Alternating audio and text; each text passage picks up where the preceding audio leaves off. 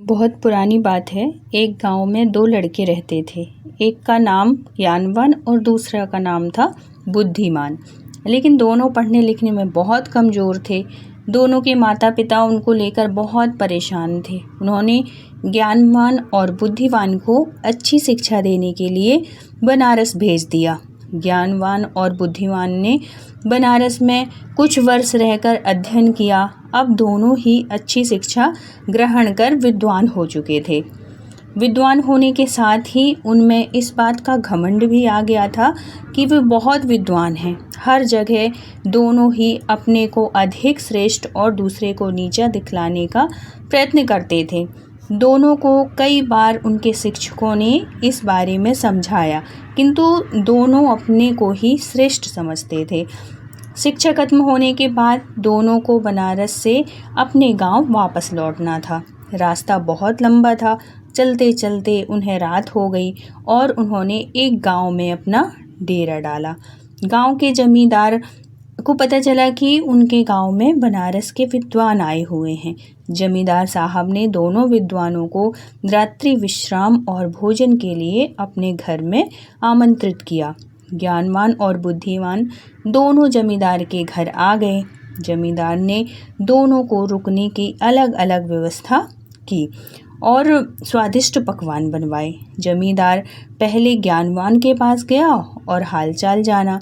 जमींदार पहले तो ज्ञानवान से बहुत प्रभावित हुआ, किंतु अपने घमंड और बुद्धिमान को नीचा दिखाने के लिए ज्ञानवान जमींदार से बोला, बुद्धिमान तो नाम का बुद्धिमान है। इतने दिन बनारस में रहकर भी वह कुछ नहीं सीखा और अभी भी गधा ही है, ऐसा बोला।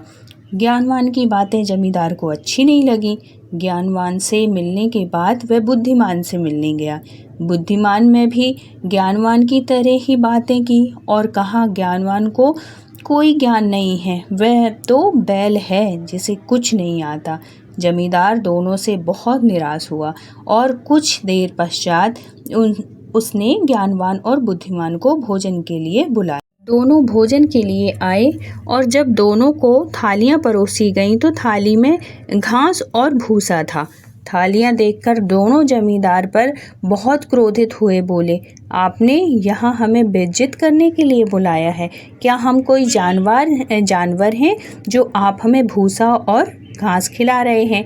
जमींदार हाथ जोड़कर बोला, मान्यवर, आप विद्वान हैं और मेरे मेहमान हैं। मेरा उद्देश्य आपके बेइज्जती करना नहीं है, आपको बेइज्जत करना नहीं है।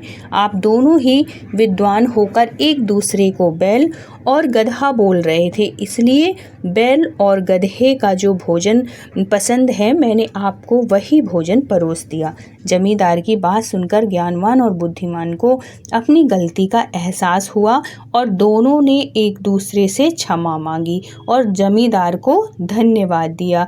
जमींदार ने भी दोनों को स्वादिष्ट पकवान खिलाए और दोनों की खूब आव भगत की।